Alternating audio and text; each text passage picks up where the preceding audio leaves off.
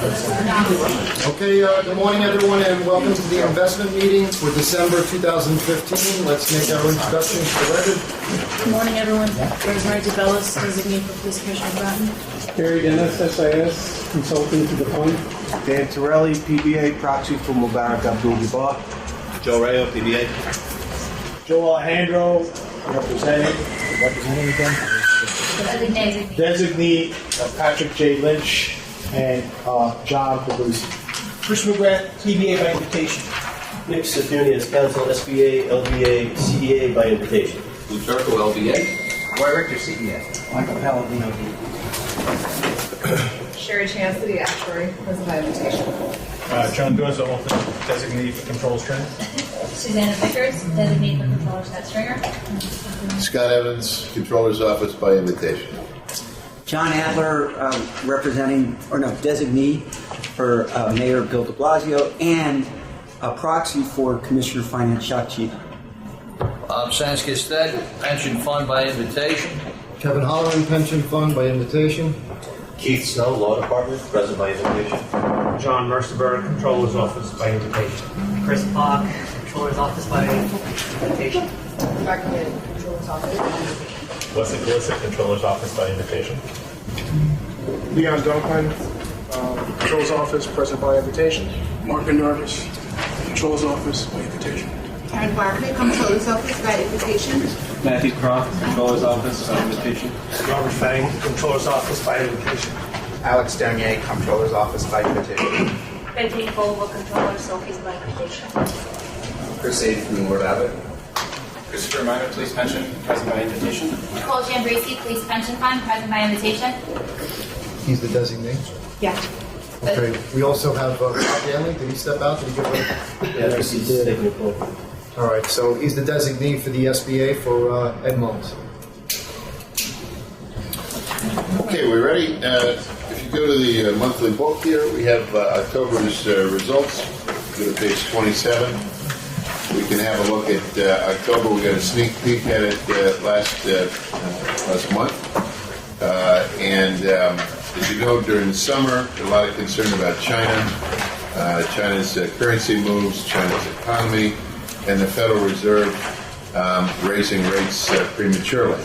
At the beginning of October, they postponed. It became apparent that they were going to postpone raising rates, and there was a relief rally in October. You can see down the 1 month column, the S&P 500 was up 8%, and then the various parts of the U.S. Market were up 5 to 8 and change. The next panel down, you can see the international markets were up 7 to 8%. The riskless bond markets, treasury markets were pretty flat. Even investment grade was just up a tad, 60 basis points. As you get down to page 28, you can see that the high yield area was up more in the 2s and 3s. And real estate on the REIT side was up about 6%. So that's a snapshot of the environment that we were looking at in October. Turn to page 18, get a sense of market sentiment. During the summer, when there was this concern around China mostly, and also the Fed, the volatility index on page 18 shot up to 40. It had been at fairly low levels. And you can see during the remainder of the summer and into the early fall, this goes all the way to the 24th of November, we've settled back down in the 15 area. Average is 17.5 over the full period, so we're down even a little bit below average today. You can see in the panel above, crude oil prices have fallen dramatically. It's amazing what scale can do. This drop was from 113 to 38. It looks like it's hardly a blip the way the scale reads, but it's been a dramatic drop of oil prices down to a trough of 38 up to about 42 Do you think the prices will go down to maybe 200? Yeah, we're going to work on the scale there because it doesn't really tell the story, which is why I pointed it out. If you go to page 19, you can see yields and yield movements. The solid white line is where we were at the end of November, and you can see that we've pushed up from the recent readings as it looked apparent that the Fed was in fact going to start to raise rates as the economy has begun to gain some strength, and you can see that the long bond now in the 220s. Currently this morning it was about 220. It had gotten as low as high ones during the past couple of years. You can see another view of it on the panel below. We turn the page to page 21. We can see the high yield spreads. This is often a terrific leading indicator. They've not gone down a whole lot. They're still, you can see at the end of the period, still at a fairly decent level. So we're still getting paid a decent spread to invest in high yield. That is worth paying attention to. And PEs are also, they've fallen a bit, but are close to long-term average levels.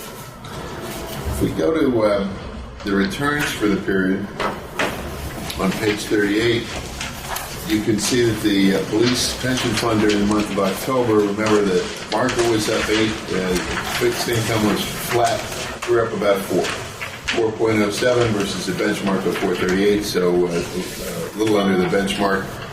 This is all net of fees. All our monthly reports now and our quarterly reports are net of fees. And you can see as you look down the column, the breakdown by manager, and we can take questions on that if you want for the month in the executive session, but a tad below the benchmark at 31 basis points. Finally, on page 30, we get a look at the asset allocation. We want the left panel, which is all of our equity asset classes, to be on target. That's our current strategy, is to stay as close to zero as possible.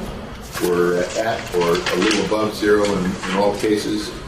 Because of the rally in the U.S. market at the end of October, we were a little above policy. That was taken care of as soon as November started. It looked like the Fed indeed was going to raise rates, and the market went down, and it went back up again. We are rebalancers, and we actually like choppy markets like this because we buy when we're going down and sell when we're going up. End up making a little profit over time with that strategy. On the right-hand side, we're continuing with our posture of being underweight long-term bonds in blue and purple and overweight short-term bonds in gray.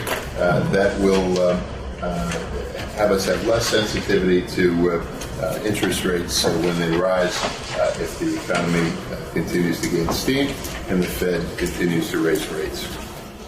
That's my summary of the month. I'd be happy to take any questions. We can move to the next step. Hearing none, why don't I turn to Susanna Vickers for the second item, which is resolution to common investment. Thanks, Scott. We're proposing a resolution for police to join in a common investment meeting, or CIM, with the other boards of other pension boards of the city of New York. And I want to thank all the trustees for all of the thought and work that you've put into coming up with a resolution that addresses all of any potential concerns around how this new system would fit in with existing statute and code and practice of the board. So thank you again for all of your hard work and thoughtful suggestions.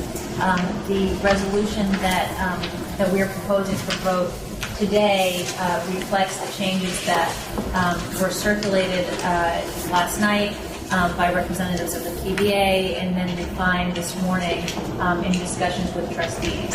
I can go through and read the resolution or just submit. I think it would maybe be easier just submit the final language into the record.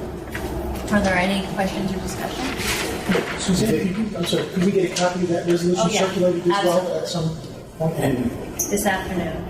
and I propose a roll call vote.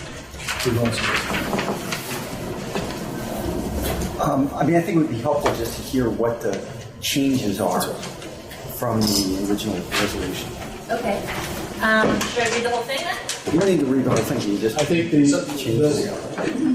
you mind if I think John, I'm hearing John's concern. So I have the PDA document that was sent around. Mind if I just work off that and then work off the 68 through 70 of the book? Absolutely. Which is so as I see the whereas reflected with the red line version in the PDA, I think that's part of the revised resolution. Paragraph 1 with the red line language, that's part of the revised resolution. I think you missed that, Yeah, that there's a last second. whereas. There's a second. Oh, and it's another Whereas whereas. as a next step, we're removing that. Oh, okay. As the whereas is the next step. And then paragraph 1, the red line, that's going to be reflected in the revised resolution. Correct. Paragraph 2, there were no changes. Oh, wait, sorry. We are changing from the PBA suggestion, the last sentence Oh, yes. about the mayor. Okay. The mayor, the language, the resolution will read, the mayor's representative will serve as facilitator of the CIM. And all the other language remains that we had added and subtracted. Correct. On that paragraph 1, on my version, the one that was circulated, I believe last night by the PBA, I think there's a typo. There was the word "to" missing in that first paragraph. The 5th line down, I think it should be "are eligible to attend the CIM." Yes. So that sentence will read, all current board members of the 5 retirement systems are eligible to attend the CIM. Right. I think that's probably what was Yeah. intended. Yes, thank you. That wasn't ours, that was theirs. Hey, what do you call it? SIC? SIC? Thank you. So paragraph 2, no changes from what was circulated in the agenda package. Paragraph 3, no changes. Paragraph 4, revised as reflected by the red line version. So can I just ask a question about paragraph 4? So this resolution says, the revised resolution says it shall vote, it actually doesn't say the board, it says the fund shall vote at the December 2016 meeting of the Board of Trustees, and each year thereafter, so long as the CIM program continues. Okay, I get it, sorry. Paragraph 5 is to be revised as reflected by the red line version. Paragraph 6 goes back to, instead of the red line version, going back to, There is a red line removal. there's a combination. Combination there. I think we were just adding in. Yeah, to address. So paragraph 6, and I was just getting really confused by the red line version, so I just went back to the black and white one. So paragraph 6, 1, 2, 3, 4, 5. 6 lines. 6, on the 6th line, the CIM facilitator, instead of chair. Right. 7, That's the only change. No, On the no, no, no. I eighth think you have it wrong. Let me cut in because this is our language. At the 4th line, everything's all fine. On the 5th line, right after where it says parties, we redline all that language out. Right after that, up to where it says to address on the next line.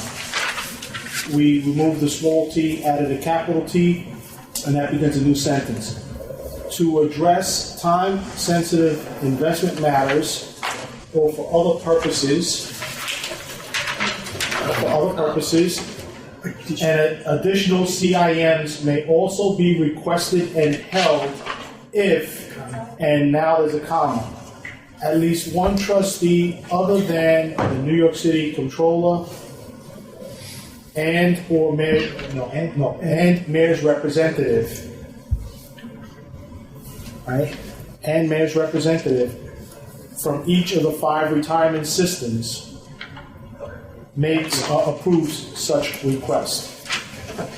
And then the rest of the language remains. If I may make just a recommendation or a request, is on voting on something that's so important, why don't we just have a clean copy of language, and we'll all take a look at it and be sure about what we're voting. Nicole, do you have it on the Word in your?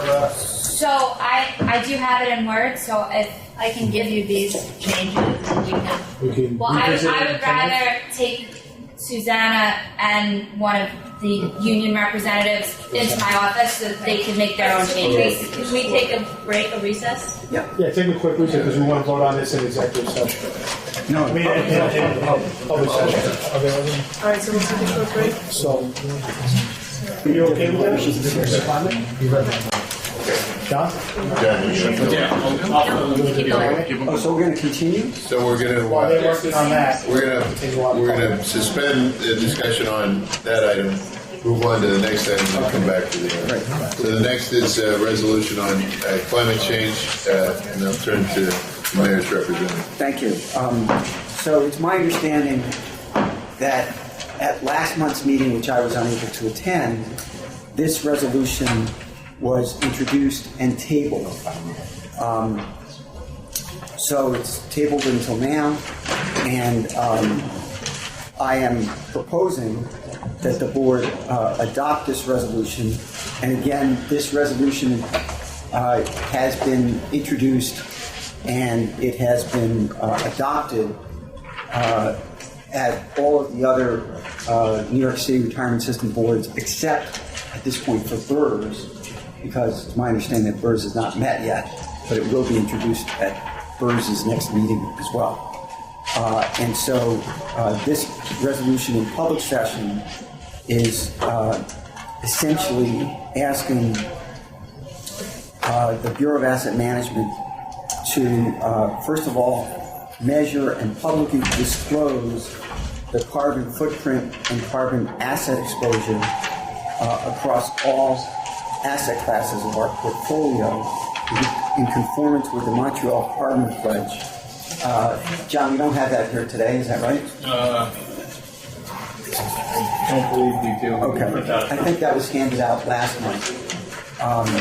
Just to summarize, the Montreal Carbon Pledge is an initiative of the United Nations Principles for Responsible Investment, calling on institutional investors to measure their carbon footprint and publicly disclose it on an annual basis, so that we can measure what progress we're making as investors in helping to reduce carbon exposure. It's particularly relevant right now with the climate change conference that is going on in Paris that President Obama spoke at yesterday, I think. And then secondly, that we direct BAM to initiate a procurement process for a specialist consultant with expertise in climate risk assessment to assist the board in prudently incorporating climate risk into our long-term investment strategy with regard to investments in fossil fuel companies. That would affect our asset allocation, our manager selection, and our risk management processes. Will that also include things as reviewing potential stranded assets and Correct. things? So it's the whole, your expectation is going to run the whole gamut, a review of the portfolio. Correct. And stranded assets is one of, so to be clear, stranded assets is the idea that fossil fuel companies own, in some cases, very large reserves of fossil fuel deposits in the earth.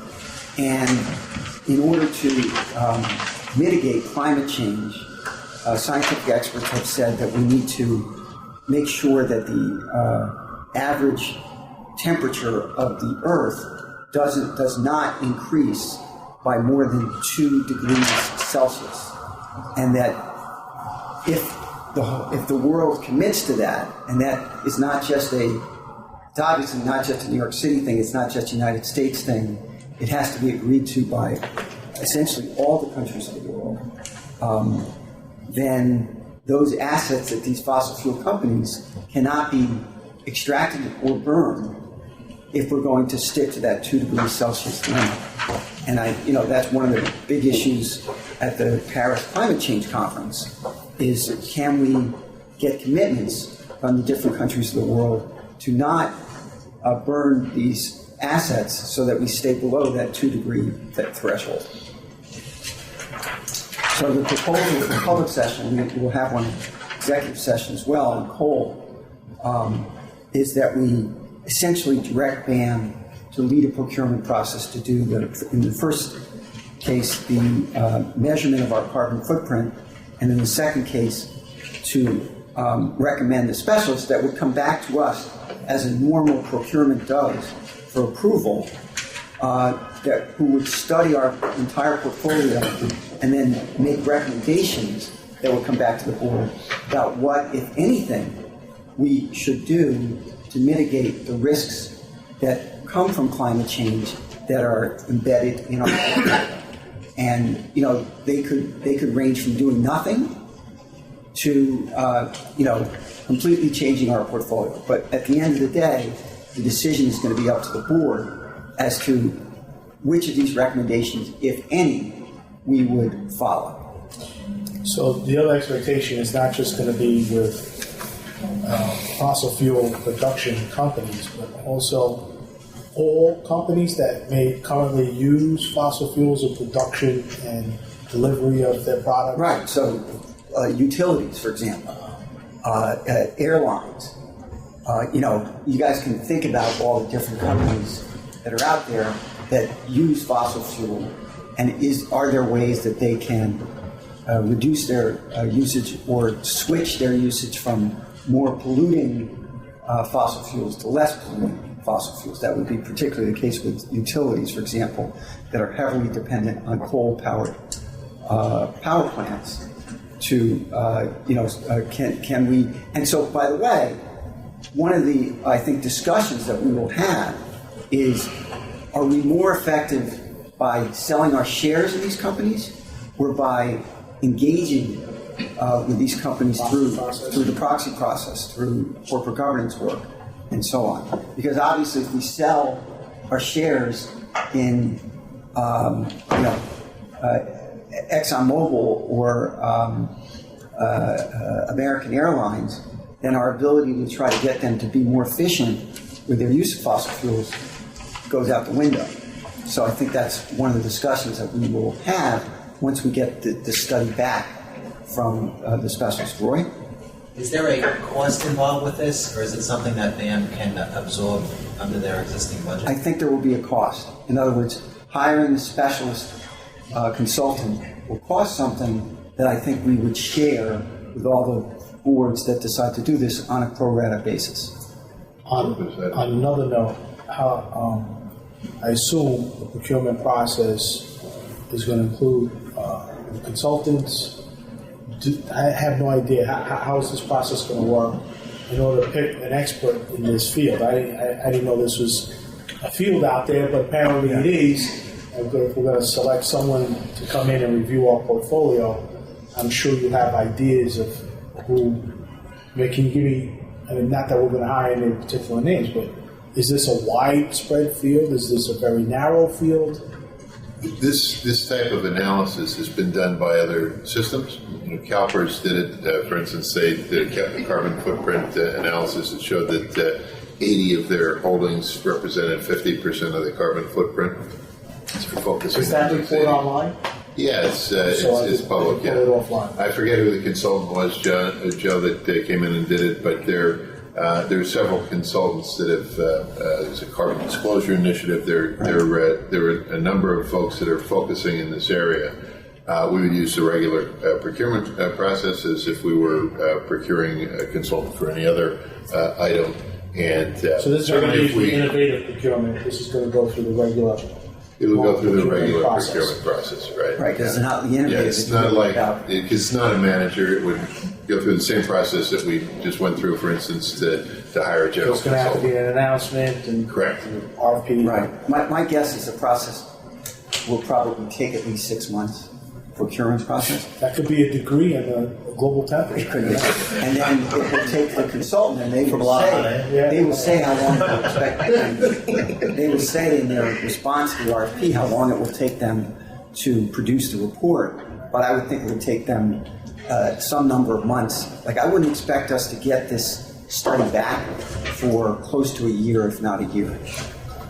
In case you're concerned, the corporate governance group is already working with CalPERS and others to use our voting power, our proportional power to engage with these 80 companies who disproportionately affect the carbon footprint. Our analysis is likely to show that we have the same 80 companies in our portfolio that oil companies, utilities, airlines, etc. You know, truthfully, I think where the rubber hits the road here, if you will, is going to be when we get to study back and we're presented with a set of options. And it's going to be then up to us to discuss those options and make a decision, if we can come to a majority view as to what's the best course to take. But I think that agreeing to do this study, I don't think that the cost of this study will be material to our fund, especially when it's shared with other funds in the New York City retirement system. But I think that the outcome could be significant if we decide to substantially revise, our portfolio makeup based on the criteria that we decide on. So it should be pretty easy. These guys have the data on all the companies out So there. we're the last group, is there? No, BERS will be the last one. So assuming the BERS approves it, we approve it, then we should be getting a scope Correct. to look at the language and then to ultimately for us to approve the RFP to go out on behalf of the board. You'd approve every stage of the process just like you normally would. And then you wouldn't make an actual procurement of a consultant until we came back. If I'm reading this correctly, it says initiate the process, the procurement process. Yeah. So before we even get to the other steps, we have to get the ball rolling. So I'll make a motion that we pass the resolution as written to begin the process. Second? Okay, all in favor? Aye. Okay. Great. Thank you. You now have a resolution. Thank you. Waiting for So we're back to waiting for We're Suzanne. waiting for the other piece. Kevin, did you have anything you wanted to say in Not in public executive session? So we'll take a break. I guess We'll take a break. So will ExxonMobil make a proposal to be the consultant? Yeah, no, I don't think so. So let's, Yeah, if you could. Okay, we're ready. Great. So thanks everyone. Pursuant to the changes that we've all seen and discussed, we'd like to offer this resolution to join with other systems having a common investment meeting. We'd like to offer that for a vote at this time. so the PBA would like to request a roll call vote on that. Okay, PBA, No. PEA, Yes. SBA, Yes. LBA, Yes. CEA, Yes.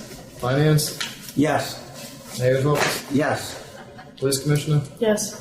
Controller. Yes. Okay, the vote carries. Okay. So that was the last thing. So I make a motion to go into executive session. Second. Okay, 5 minutes to break down the cameras. Thank you.